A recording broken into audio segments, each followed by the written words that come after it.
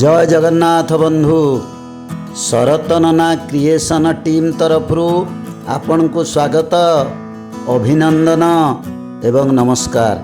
बंधु आमे कथा देइथिलु आउ एक पवित्र जगार दर्शन करबा पई आपण को नहीं जिबाकू आमे आम कथा रखिचु। एथर जिबा आठगड़र बलरामपुर अंतर्गत पवित्र सर्पेश्वर मंदिर। आपण जानती सर्पेश्वर महादेव को धवलेश्वर महादेव बड़ भाई बोली कहा जाए। आमे सही मंदिर उद्देश्य जीवा शेष पर्यंत आमर ये भिडियोटी को देखा को अनुरोध एवं जदि आपण आम चैनल को सब्सक्राइब करना तेबे सब्सक्राइब करने को अनुरोध रहिला, कारण यह द्वारा आपण आम सहित जोड़ी हेबे एवं अनेक ऐतिहासिक किंवदंतीपूर्ण स्थानर दर्शन आपण पाइबे। बंधु आमे जो बलरामपुर सर्पेश्वर महादेव को मंदिर को जीवा, यह केवल गोटे मंदिर नुहे, यह भक्ति आस्था और दैविक शक्तिर एक जीवंत प्रतीक। यही पवित्र धामटी प्राचीन कालरू शिव भक्त मानक पई एक आध्यात्मिक केंद्र रूपे परिचित। एठारे विराजमान अछंती भगवान शिव श्री सर्पेश्वर रूपरे। सर्पेश्वर नामर अर्थ हेउची सर्पंक नाथ, सर्पंक रक्षक ओं सर्प शक्तिर अधीश्वर। कहा जाए जे यही मंदिर को सर्प माने निजे रक्षा करती, यही कारणरू यार नाम सर्पेश्वर महादेव। यही धामर सबुठारु बड़ विशेषता हेउची एठारे सर्प मान को भगवान दूत भाव मने करा जाए। एठारे सर्प माने केबे मध्य भक्तों को क्षति करती नाही, सेमाने मंदिरर रक्षक भाव रहंती। यही दृश्य एक अद्भुत आस्थार परिचय देइथाए। मंदिर चारिपाखरे थिबा परिवेश अत्यंत शांत और पवित्र। प्रकृति मध्यरे यही धामटी भक्तों मन को शांति और शक्ति देइथाए। एठारे प्रवेश करिले मने हुए देवतांकर एक अदृश्य शक्ति आपण को आकर्षित करुछि। मंदिरर मूल गर्भगृह शिवलिंग विराजमान, चारि पाखरे अन्यान्य देवदेवी मूर्ति मध्य देखा मिले। यही समस्त मूर्ति और परिवेश मिसी मंदिर को एक अत्यंत मंगलमय और शुभ आकृति देइछंती।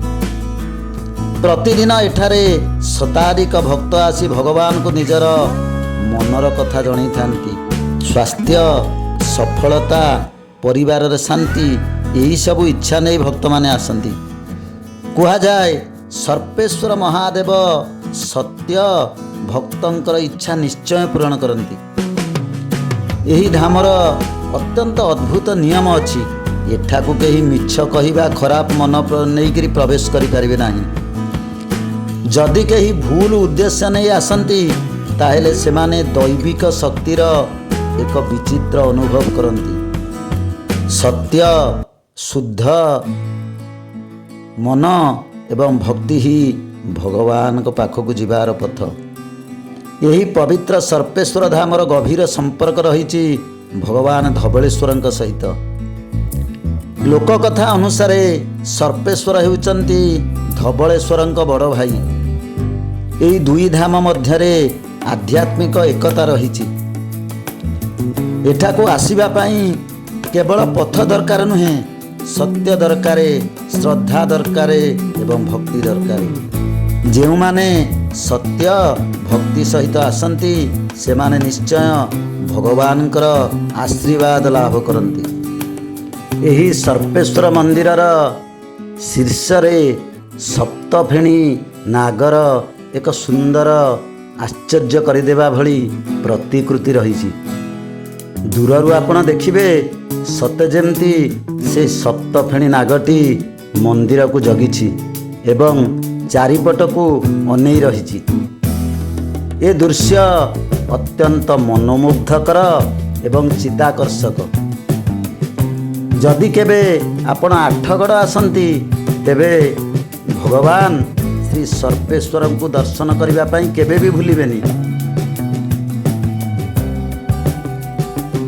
ଆଧ୍ୟାତ୍ମିକତା, ଭକ୍ତି ଆଉ ଶ୍ରଦ୍ଧାର ଏକ ସୁନ୍ଦର ମିଳନ ସ୍ଥଳ ହେଉଛି ଆଠଗଡ଼ର ଭଗବାନ ସର୍ପେଶ୍ୱର ମହାଦେବଙ୍କ ମନ୍ଦିର। ଓಂ ନମଃ ଶିବାୟ ସର୍ପେଶ୍ୱରାୟ ନମଃ ନାଗଭୂଷଣାୟ ଦିବ୍ୟରୂପାୟ ନମଃ ଭକ୍ତବତ୍ସଳାୟ କରୁଣାସାଗରାୟ ସର୍ପେଶ୍ୱରାୟ ଦେବାୟ ନମୋ ନମଃ। ଜୟ ଜଗନ୍ନାଥ ବନ୍ଧୁ। ଆଜି ଆମେ ବଳରାମପୁର ଆଠଗଡ଼ରେ ଆସି ପହଞ୍ଚିଛୁ। ଇଏ ହେଉଛି ପବିତ୍ର ସର୍ପେଶ୍ୱର ମନ୍ଦିର। ଆମେ ଯିବା ଭଗବାନ ସର୍ପେଶ୍ୱରଙ୍କୁ ଦର୍ଶନ କରିବା ଏବଂ ଏ ମନ୍ଦିରର ଐତିହ୍ୟ, ପରମ୍ପରା ଏବଂ କୀର୍ତ୍ତି ବିଷୟରେ ଆହୁରି ଅନେକ କଥା ଜାଣିବା। ଏହି ହେଉଛି ପବିତ୍ର ଶ୍ରୀ ଶ୍ରୀ ସର୍ପେଶ୍ୱର ମନ୍ଦିର। ଆସନ୍ତୁ ବନ୍ଧୁ, ଭଗବାନଙ୍କ ଦର୍ଶନ ଉଦ୍ଦେଶ୍ୟରେ ଯିବା।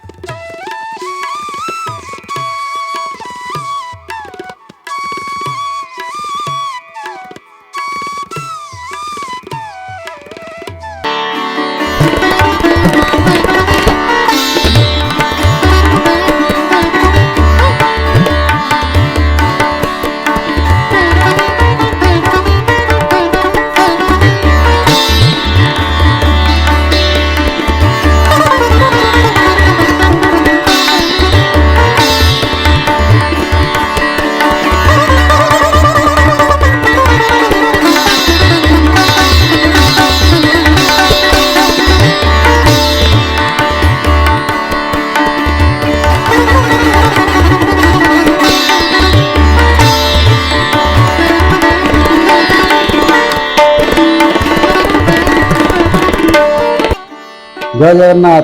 आज आमर परम सौभाग्य आम भगवान श्री सर्पेश्वरंकर पावन पीठरे पहुँचीचु। एठी सर्पेश्वरंकर सेवक पंडित शरत चंद्र दास आम पाखे अच्छा। आम ये मंदिर ऐतिह्य परंपरा एवं ये विषय किसी शुणा। आज्ञा नमस्कार। हरि ओम। आम ये मंदिर विषय आप किसी जिज्ञासा कर शुणु ଏ ଗୋଟେ ଏଭଳି ଅଲୌକିକ ପୀଠ, ଏ ଗୋଟେ ତ୍ରିକୋଣ ପୀଠ। କେମିତି ତ୍ରିକୋଣ ପୀଠ? ଆଜ୍ଞା ସର୍ପେଶ୍ୱରୀ ଗଙ୍ଗା ତୀର୍ଥ ମହାନଦୀ ସଙ୍ଗମମ୍ ତ୍ରିକୋଣ ଭୂମି ସଂସ୍ଥିତମ୍ ତସ୍ୟ ସର୍ପେଶ୍ୱର ଦେବ। ଆଜ୍ଞା ଏଇ ଗୋଟେ ତ୍ରିକୋଣ ଯୋଡ଼ିଏ ନଦୀର ସଙ୍ଗମ ସ୍ଥଳୀ ତ୍ରିକୋଣ ଭୂମି ବାହାରେ, ସେ ତ୍ରିକୋଣ ଭୂମିରେ ସ୍ଥିତ ଯୋଉ ଦେବତା ସେ ହେଲେ ସର୍ପେଶ୍ୱର। ଆଜ୍ଞା ଏଙ୍କର ମହିମା ଅଲୌକିକ। ଆଜ୍ଞା ଏଠି ବୃତାସୁର ହତ ପରେ ଇନ୍ଦ୍ର ବ୍ରହ୍ମହତ୍ୟା ଦୋଷରେ ଲିପ୍ତ ହେଲେ। ସ୍ୱର୍ଗରାଜ୍ୟରେ ରାଜୁତି କଲେ କିଏ ନା ନହୁଷ। ନହୁଷ ଇନ୍ଦ୍ର ପଦରେ ଅଭିଷିକ୍ତ ହେଲେ। ଇନ୍ଦ୍ର ଯେତେବେଳେ ଅଭିଶାପ ମୁକ୍ତ ହେଲେ ନହୁଷଙ୍କୁ ସିଂହାସନ ଛାଡ଼ିବାକୁ ପଡ଼ିବ। ଆଜ୍ଞା କିନ୍ତୁ ଦେବକୂଟ ମାୟାରେ ତାକୁ ସଚିଙ୍କ ପ୍ରତି ପ୍ରଲୋଭିତ କରାଗଲା। ନହୁଷଙ୍କୁ ଆଜ୍ଞା ସେ ସଚିଙ୍କ ଉପରେ ଆସକ୍ତି ସଚିଙ୍କୁ ପାଇବାକୁ ବହୁତ ଚେଷ୍ଟା କଲେ। ବୃହସ୍ପତିଙ୍କ ମନ୍ତ୍ରଣାରେ ସତୀ କହିଲେ ଅବାହନ ବାହନରେ ଆସିଲେ ମୁଁ ତମକୁ ଅଙ୍ଗଦାନ କରିବି। କାରଣ ଦେବତା ଋଷି ବ୍ରାହ୍ମଣ ଦେବତା ବା ଋଷି ଏମାନେ କଣ ବାହକ? ଏ ବାହନ ହୁଅନ୍ତି। ସେ ଋଷିମାନଙ୍କ କାନ୍ଧରେ ବିମାନରେ ବସି ସତୀପୁରକୁ ଗମନ କଲା ବେଳେ ତାଙ୍କ ମନରେ ସରସ୍ୱତୀ ବିଜେ କଲେ। ସିଏ ସର୍ପ ଉଚ୍ଚାରଣ କଲେ। ସର୍ପର ଅର୍ଥ ହେଲା ଶୀଘ୍ର ଗତି କରିବା। କିନ୍ତୁ ଅଷ୍ଟବକ୍ର ଋଷି ଭାରି କଷ୍ଟ ପାଉଥିଲେ। ସେ କହିଲେ ଭାଷଚିତମ୍ ଭବତି, ଯାହା କହିଲୁ ତୁ ସେଇଆ ଯା। ସର୍ପେଶ୍ୱର ନହୁଷ କଣ କଲେ, ସେ ଜାଗାରେ ସାପ ହେଇଗଲେ। ବହୁତ ବିନତି କଲା ପରେ ସେ କହିଲେ ଯାଅ କୃଷ୍ଣାର୍ଜୁନ ଯୁଧିଷ୍ଠିରଙ୍କୁ ଏକ ସାଙ୍ଗରେ ଦର୍ଶନ କଲେ ତମ ମୁକ୍ତି ହବ।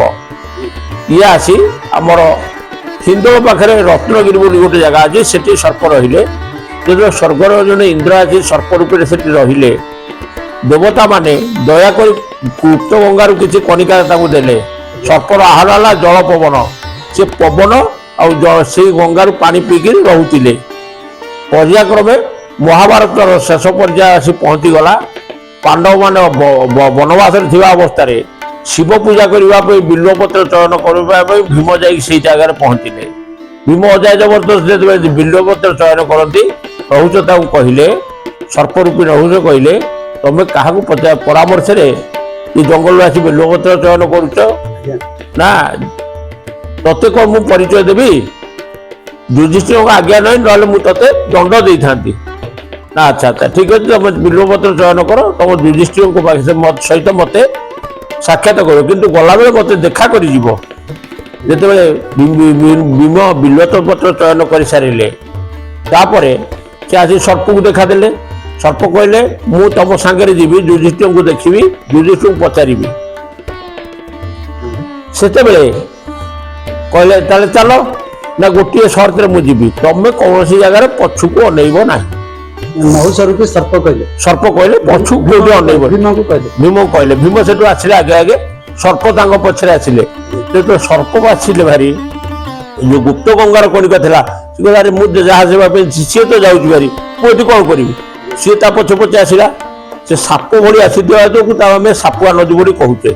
ଏବେ ଯୋଉ ସାପୁଆ ନଦୀ ଯିଏ ସିଏ ଆସିକି ଯେତେବେଳେ ଏଇ ଜାଗାରେ ପହଞ୍ଚିଛନ୍ତି, ମହାନଦୀକୁ ଲମ୍ଫ ପ୍ରଦାନ କରି ଯାଇ ପଛକୁ ଅନେଇଲା ବେଳକୁ ଏଠି ସାପ ସର୍ପରୂପୀ ନହୁଷ ପଛକୁ ଅନେଇକି ଏଠି ରହିଗଲେ।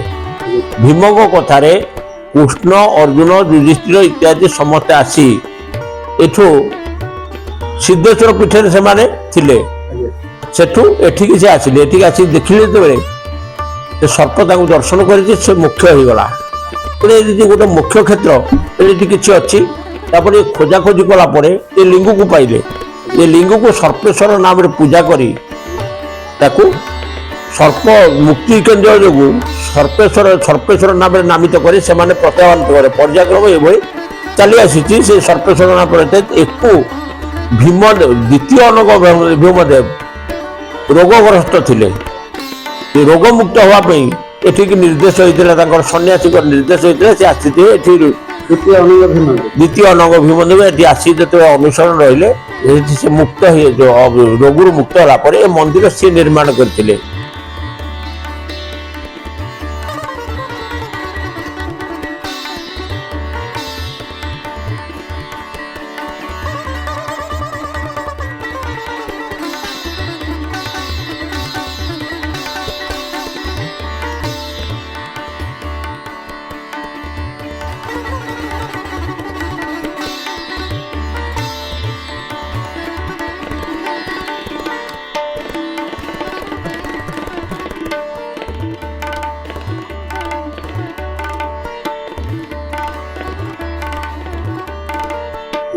এই পর্যায়ে ଚାଲି ଆସିଛି। ଏଠି ଆମର ଜଗନ୍ନାଥଙ୍କ ପାଖରେ ଚନ୍ଦନ ଯାତ୍ରା 21 ଦିନ ବ୍ୟାପୀ ଚାପ ହୁଏ, କିନ୍ତୁ ଅଦ୍ୱିତୀୟ କଥା ଶିବପୀଠ ଇଏ ଏଠି ଚନ୍ଦନ ଯାତ୍ରା 21 ଦିନ ଚାପ ହୁଏ।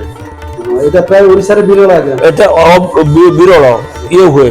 ତାପରେ ମେଷ ସଂକ୍ରାନ୍ତି, ଆମର ଶିବରାତ୍ରି, ଆମର ଅନ୍ୟାନ୍ୟ ବହୁତ ପର୍ବ। ଅକ୍ଷୟ ତୃତୀୟାକୁ ଯଜ୍ଞ ଆରମ୍ଭ ହବ, ନଦୀରେ ଚାପ ଆରମ୍ଭ ହବ, 21 ଦିନ ଚାପ ହବ, ତାପରେ ହଳଦୀ ପାଣି ହେଇକି ଠାକୁର ପୁଣି ମନ୍ଦିର ବିଜେ କରିବେ। এইଭଳି ବହୁତ ଜିନିଷ ଚାଲିଛି। ଆଉ ଏଠି ଅପୁତ୍ରୀ ଲୋକ ଯଦି ପୁତ୍ର କାମନା କରି ଆସେ, ସେ ନିଶ୍ଚିତ ଭାବେ ପୁତ୍ର ପାଇବ, ରୋଗୀ ରୋଗ ମୁକ୍ତ ହବ।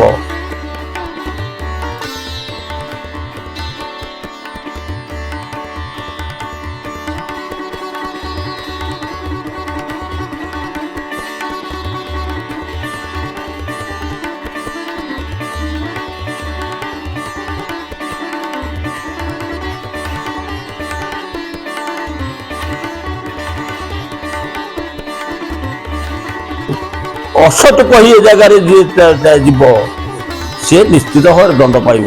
এই কথা আগে আমি শুনিଥିଲୁ যে ঠাকুর କିନ୍ତୁ ଠାକୁରଙ୍କ ପାଖକୁ ମିଛ କହିବା ପାଇଁ ଯେ ଅଗ୍ରସର ହେଇକି ଆସିଛି, ଦରକାର ବାଟରୁ ତାକୁ ସାପ ଉଗାଳିକି ଘଉଡ଼ି ଦେଇଛି। ଏମିତି ଘଟଣା ଆগে ଏଭଳି ବହୁତ ଘଟଣା ଅଛି।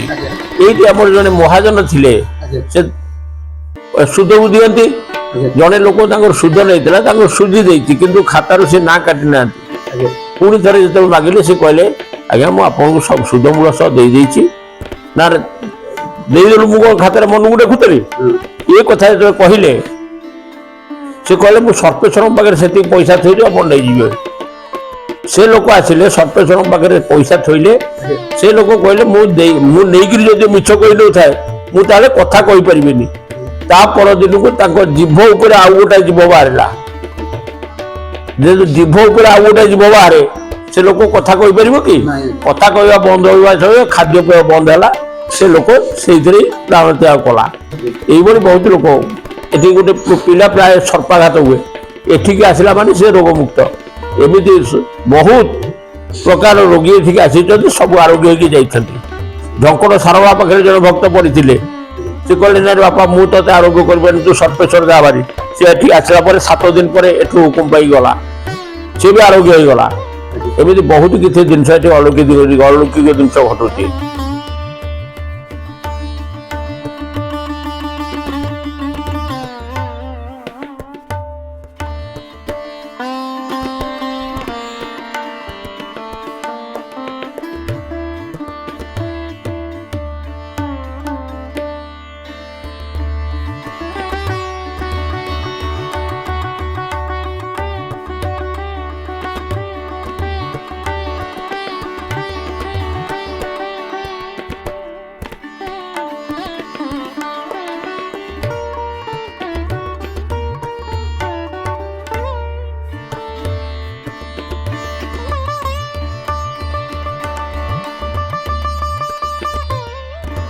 ସାଙ୍ଗ ଆମର ଗୋଟେ ପ୍ରଶ୍ନ, ଆମେ ଶୁଣିଥିଲୁ ସର୍ପେଶ୍ୱର ହେଉଛନ୍ତି ଧବଳେଶ୍ୱରଙ୍କ ବଡ ଭାଇ। ଆଜ୍ଞା ସେଇ ବିଷୟରେ ଦୟାକରି କିଛି କହିବେ। ଧବଳେଶ୍ୱର ଅଷ୍ଟଶମ୍ଭୁର ଶେଷ। ଆଜ୍ଞା କାରଣ 1 ନମ୍ବର ହେଲେ ସର୍ପେଶ୍ୱର, 2 ନମ୍ବର ହେଲେ ସ୍ୱପ୍ନେଶ୍ୱର, 3 ନମ୍ବର ହେଲେ ରାମେଶ୍ୱର, 4 ନମ୍ବର ହେଲେ ଗୁପ୍ତେଶ୍ୱର, 5 ନମ୍ବର ହେଲେ ଗ୍ରାମେଶ୍ୱର। ଇଏ 5ଟି ମନ୍ଦିର ଗଲା ପରେ ସେ ଧବଳେଶ୍ୱରରେ ଆହୁରି 3ଟି ମନ୍ଦିର ରହିଗଲା।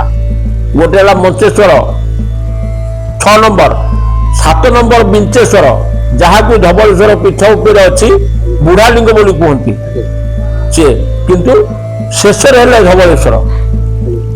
କିନ୍ତୁ ଏଠି ହେଲା ମହାରୁଦ୍ର ପୀଠ, ଇଏ ଅଷ୍ଟକଳ ମୂର୍ତ୍ତି ମହାରୁଦ୍ର ପୀଠ। ଏଠି ଅସତ ଜୀବ ନାହିଁ।